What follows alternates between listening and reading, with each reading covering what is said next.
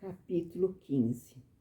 Médiuns escreventes ou psicógrafos. Médiuns mecânicos, intuitivos, semimecânicos, inspirados ou involuntários de pressentimentos. Ponto 178.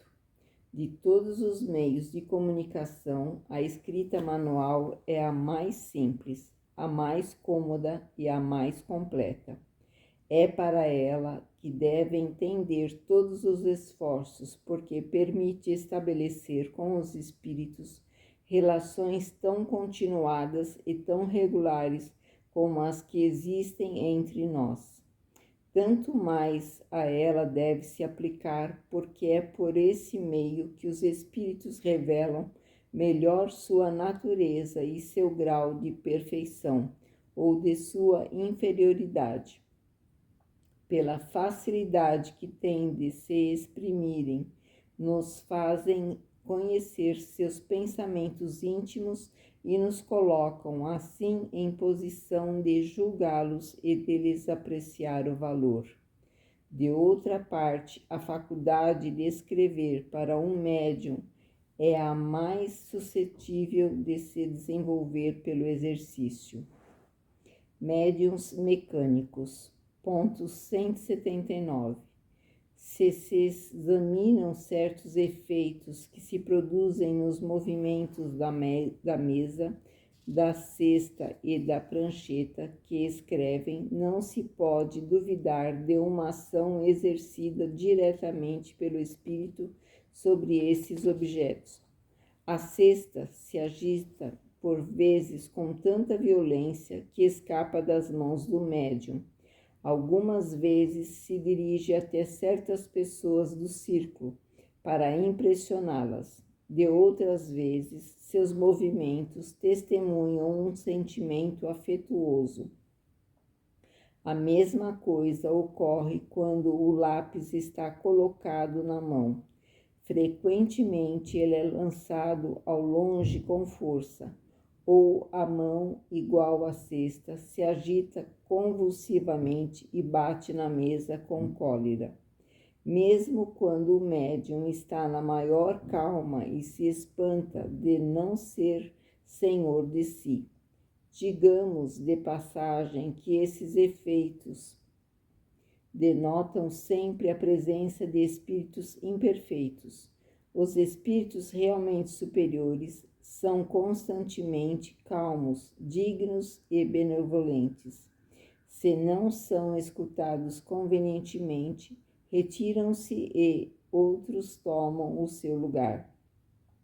O espírito pode, pois, exprimir diretamente seu pensamento, seja pelo movimento de um objeto do qual a mão do médium é apenas um ponto de apoio, seja por sua ação sobre a mão do médium. Quando o espírito atua sobre a mão, dá a esta um impulso completamente independente da vontade. Ela funciona sem interrupção e malgrado o médium, enquanto o espírito tem alguma coisa a dizer e se detém quando termina. O que caracteriza o fenômeno nessa circunstância é que o médium não tem a menor consciência do que escreve. A inconsciência absoluta, neste caso, constitui o que se chamam os médiuns passivos ou mecânicos. Esta faculdade é preciosa pelo fato de não poder deixar nenhuma dúvida sobre a independência do pensamento daquele que escreve. Médiuns intuitivos. Ponto 180. A transmissão do pensamento ocorre também por intermédio do espírito do médium, ou melhor, de sua alma, uma vez que designamos sob esse nome o espírito encarnado. O espírito estranho, neste caso, não atua sobre a mão para fazê-la escrever, não a toma, não a guia, ele age sobre a alma, com a qual se identifica. A alma, sob esse impulso, dirige a mão e a mão dirige o lápis. Anotemos aqui uma coisa importante de se saber, é que o espírito estranho não se substitui à alma, porque não poderia deslocá-la, domina sem que saiba, e lhe imprime sua vontade. Nesta circunstância, o papel da alma não é absolutamente passivo, pois é ela que recebe o pensamento do espírito e que o transmite. Nesta situação, o médium tem a consciência daquilo que escreve, embora não seja seu próprio pensamento, é o que se chama médium intuitivo. Se assim é, dir-se-á, nada prova que seja de preferência o espírito estranho que escreve ao invés do espírito do médium. A distinção, com efeito, algumas vezes é bastante difícil de se fazer, mas pode ocorrer que isso pouco importa. Todavia, pode-se reconhecer o pensamento sugerido no fato de que não foi jamais preconcebido. Ele nasce à medida que se escreve, frequentemente é contrário à ideia prévia que se tinha formado. Pode mesmo estar fora dos conhecimentos e das capacidades do médium. O papel de um médium mecânico é o de uma máquina. O médium intuitivo atua como o faria um intérprete. Este, com efeito, para transmitir o pensamento, deve compreendê-lo, dele apropriar-se de alguma sorte, para traduzi-lo fielmente, e, portanto, esse pensamento não é o seu, não faz mais que atravessar seu cérebro. Tal é exatamente o papel do médium intuitivo. Médiuns semimecânicos. Ponto 181. No médium puramente mecânico, o movimento da mão é independente da vontade. No médium intuitivo, o movimento é voluntário e facultativo. O médium semimecânico participa dos dois gêneros, sente uma impulsão dada à sua mão, malgrado seu, mas, ao mesmo tempo, tem a consciência do que escreve, à medida que as palavras se formam. No primeiro, o pensamento segue o ato de escrever, no segundo, o precede, no terceiro, o acompanha. Estes últimos médiuns são os mais numerosos. Médiuns inspirados. Ponto 182. Toda pessoa que recebe, seja no estado normal, seja no estado de êxtase, pelo pensamento, comunicações estranhas às suas ideias preconcebidas, pode ser incluído na categoria dos médiuns inspirados.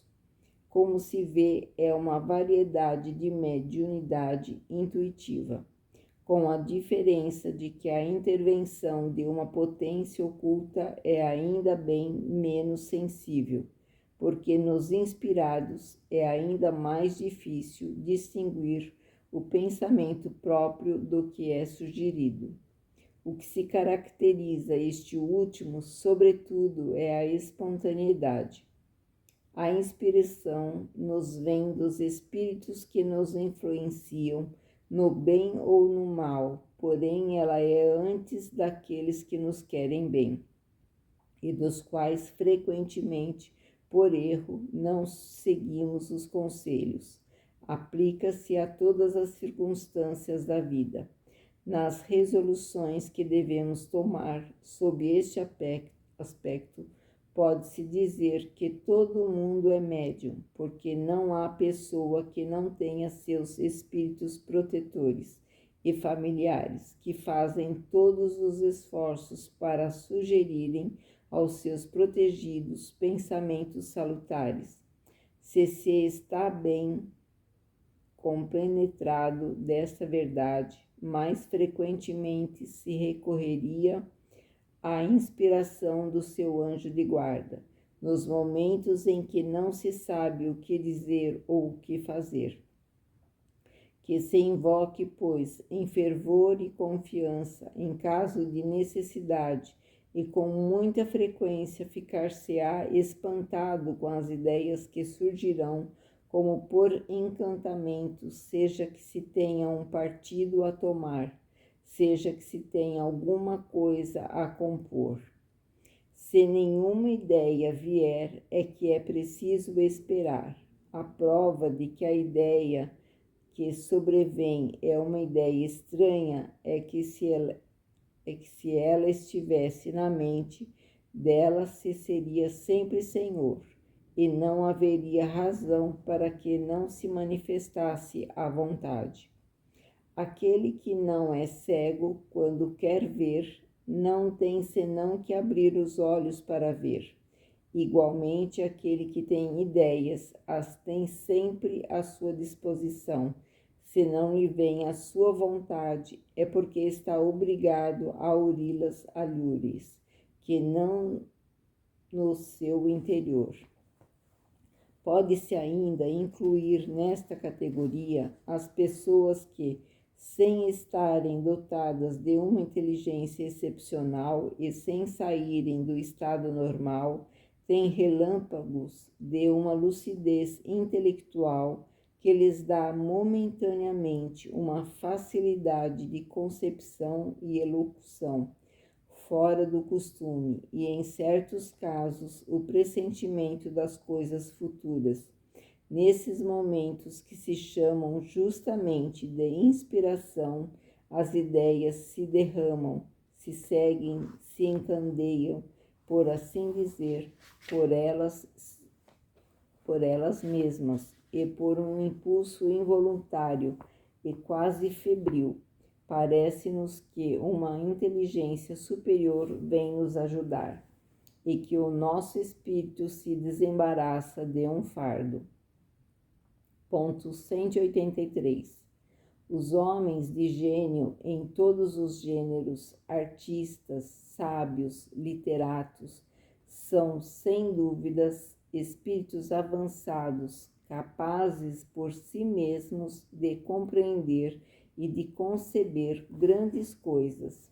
Ora, é precisamente porque são julgados capazes que os espíritos que querem o cumprimento de certos trabalhos lhes sugerem as ideias necessárias, e é assim que o mais frequentemente são médiuns sem o saberem. Tem, no entanto, uma vaga intuição de uma assistência estranha, porque quem apela à inspiração não faz outra coisa senão uma evocação. Se não esperasse ser ouvido, por que exclamaria tão frequentemente: meu bom gênio, vem em minha ajuda? As respostas seguintes confirmam esta assertiva. Qual é a causa primeira da inspiração? O espírito que se comunica pelo pensamento. A inspiração não tem por objeto senão a revelação das grandes coisas? Não. Frequentemente, ela tem relação com as mais comuns circunstâncias da vida. Por exemplo, tu queres ir a alguma parte. Uma voz secreta te diz para não fazê-lo, porque há perigo para ti, ou te diz para fazeres uma coisa na qual não pensavas. É a inspiração. Há bem poucas pessoas que não tenham estado mais ou menos inspirados em certos momentos. Um autor, um pintor, um músico, por exemplo, nos momentos de inspiração, poderiam ser considerados médiuns? Sim, porque nesses momentos sua alma está mais livre e como desembaraçada da matéria. Recobra uma parte das suas faculdades de espírito e recebe mais facilmente as comunicações dos outros, espíritos que a inspiram. Médiuns de pressentimentos. Ponto 184. O pressentimento é uma intuição vaga das coisas futuras. Certas pessoas têm essa faculdade mais ou menos desenvolvida. Podem devê-la a uma espécie de segunda vista que lhes permite entreverem as consequências das coisas presentes e a filiação dos acontecimentos, mas frequentemente também ela é fato de comunicações ocultas, e é nesse caso, sobretudo, que se pode dar àqueles que delas são dotados o nome de médiuns de pressentimentos, que são uma variedade dos médiuns inspirados.